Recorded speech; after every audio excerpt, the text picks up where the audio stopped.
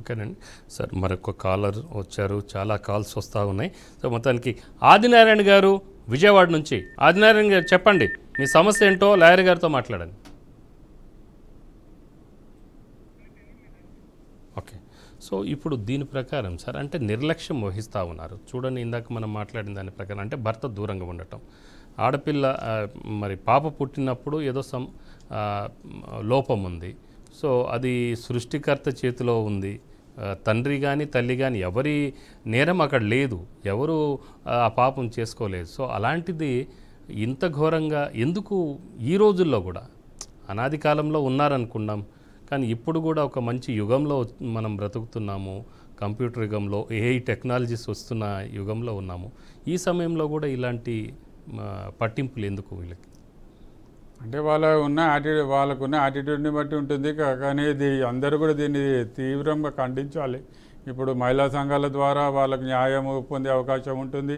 ఖచ్చితంగా కౌన్సిలింగ్ సెంటర్స్కి వెళ్ళేసి ఆ కౌన్సిలింగ్ సెంటర్స్ ద్వారా, అంటే ఉమెన్ పోలీస్ స్టేషన్లో కౌన్సిలింగ్ సెంటర్స్ ఉంటాయి, దాని ద్వారా వాళ్ళకు న్యాయం పొందే అవకాశాలు అయితే ఉంటాయి. లేదా లేని పక్షాన అక్కడ ఒకవేళ రాజీ కుదరని పక్షాన సదరు ఇది మన ఫ్యామిలీ కోర్టులో ఇవన్నీ కూడా ఫైల్ చేస్తే వాళ్ళకు ఇది కావాల్సిన మెయింటెనెన్స్ వెంటనే మనకు వేసిన 1 month లోపలనే ఇంట్రీమ్ మెయింటెనెన్స్ అనేది ఎవరైతే బాబో పాప వాళ్ళకు వస్తుంది. ఆ భార్య కూడా ఇంట్రీమ్ మెయింటెనెన్స్ ద్వారా అవకాశాలు ఖచ్చితంగా ఉన్నాయి. గోపాల్ రెడ్డి గారు ఆదోని నుంచి మాట్లాడుతున్నారు. గోపాల్ రెడ్డి గారు, మీ సమస్య ఏంటో చెప్పండి లాయర్ గారితో. హలో చెప్పండి. హలో సార్, నా పేరు ఎస్ గోపాల్ రెడ్డి, ఆదోని. నాకు 5 మంది ఆడపిల్లలు ఉన్నారు సార్. ఒక సొంతం ఇల్లు ఉంది, నా భార్య పేరిట ఉంది. దానికి పూర్తి హక్కులు నాకు వస్తాయా రావా? ఇల్లు ఎవరి పేరు మీద ఉంది అంటున్నారు మీరు? నా భార్య పేరిట ఉంది. మీ భార్యకి ఎక్కడి నుంచి వచ్చింది అది? ఆమె అంటే నా స్వార్జితమే, చనిపోయింది. ఓకే ఓకే, మీరు పార్టిషన్ సూట్ వేసుకుంటే మీకు కూడా మీ ఒక షేర్ వస్తుంది, మీ పిల్లలకు కూడా షేర్ వస్తుంది. మీరు అంటే నాకు ఒక్కనికి హక్కు రాదా? పిల్లలు కూడా ఉన్నారు కదా, ఇప్పుడు మీ భార్య పేరు మీద ఉంది కదా, మీ భార్య మీకే విల్లు రాసి వెళ్తేనేమో మీకే మొత్తం వచ్చేది. విల్లు రాసి వెళ్ళలేదు కదా, గిఫ్ట్ డీడ్ చేయలేదు కదా. మీకు గిఫ్ట్ డీడ్ కానీ విల్ డీడ్ కానీ చేస్తే అప్పుడు మీకు వచ్చే అవకాశం ఉండేది, అంటే మీ వైఫ్ చనిపోక ముందు. ఓకే, అంటే అఫీషియల్ గా లేదు కానీ అగ్రిమెంట్ పేపర్ మీద రాసి ఇచ్చింది. అదే అగ్రిమెంట్ ఇది కోర్టులో మీరు ఫైల్ చేస్తే మరి ఇది మీకే వచ్చేస్తుంది. అది లేకుంటే అది తీసుకొని సబ్ రిజిస్ట్రార్కి వెళ్ళేసి మీ పేరు మీద రిజిస్ట్రేషన్ చేయించమని చెప్పి మీకు సంబంధించిన ఏదన్నా ఆ డాక్యుమెంట్ ఏదన్నా ఉంటే ఆ ముటేషన్ ద్వారా మీ పేరు మీద అవకాశం ఉంటుంది. అంటే మీరు ప్రూవ్ చేసుకోవాల్సింది మీరేం చేసేవారు? నేను ఆర్టీసీలో రిటైర్డ్ ఎంప్లాయీ. అదే ఆ డబ్బులు అంటే మీరు సదరు ఫ్లాట్ మీరు మీ అమౌంట్తో కొన్నారని మీరు ప్రూవ్ చేసుకుంటే మీకే ఎక్కువ షేర్ వస్తుంది, మీకు వస్తుంది. ఇప్పుడు ఏమైనా మీ భార్య లేదు నా తదనంతరము లేకుంటే ఇప్పుడు ఏదన్నా రాసి చిన్న పేపర్ ఉన్నా మీ ఫేవర్గానే వచ్చేస్తుంది, లేదా పిల్లలతో సమానంగా వస్తుంది. ఏ కోర్టులో వేసుకోవాలి సార్ అది? ఆ సివిల్ కోర్టులో వేసుకుంటే అంటే మీరున్న జ్యూరిడిక్షన్ సివిల్ కోర్టులో ఫైల్ చేస్తే మీకు వచ్చేస్తుంది, అక్కడనే లోకల్ సివిల్ కోర్టులో. Okay right sir. మరో కాలర్ మనకు లైవ్లో ఉన్నారు, కుమారి గారు గద్వాల నుంచి. గద్వాల నుంచి చెప్పండి మా. సార్ మేము 3 అక్కలు చెల్లాం సార్. చెప్పండి అమ్మా. 3 అక్కలు చెల్లాం సార్. మేము మాకు ఒక అన్న ఉన్నాడు సార్. 18 ఎకరాల పొలం ఉంది సార్ మా అన్నకు. మా నాయన చనిపోయినారు. మాకు ఆడపిల్లలకు పసుపు ఏమంటే ఇవ్వకుండా ఉన్నారు సార్. నాది బంగారు కూడా మా అన్నలకి వెళ్ళింది సార్. ఓకే ఓకే, ఇప్పుడు మీ అన్నయ్యకి ఆ ప్రాపర్టీ ఎక్కడి నుంచి వచ్చిందమ్మా? మేము కష్టపడి సంపాదించినాము సార్. తల్లిదండ్రి ఆడపిల్లలము. మా అన్న ఒక్కొక్కడు కానీ మేము చదివించినాము. తల్లిదండ్రి చచ్చిపోయి 4 ఏళ్ళు అవుతుంది సార్. ఇప్పుడు ఆ ప్రాపర్టీ మీ తల్లిదండ్రుల పేరు మీదే ఉండేదా? వాళ్ళ పేరు మీద లేదు సార్, ఇంకా మా అన్న పేరు మీద కాలేదు సార్. మరి అందరికి సమాన హక్కు వస్తుంది కదా? అదే ఏం చేసుకుంటారో చేసుకోరు అని అంటున్నాడు సార్. అలా కుదరదు, అతని రాజ్యం కాదు ఇది, అతని రాజ్యాంగం కాదు ఇది. మనము సివిల్ కోర్టు ఉంటుంది, మనకు మన రాజ్యాంగం ప్రకారము మీ అందరికి కూడా సమానమైన హక్కు వస్తుంది. మీకు 6 ప్లస్ వాళ్ళు మీరు ఎంతమంది 6 ముగ్గురా మీరు? అవును సార్, ముగ్గురు అక్కలు చెల్లెలు సార్, ఒక తడబుట్టినాడు సార్.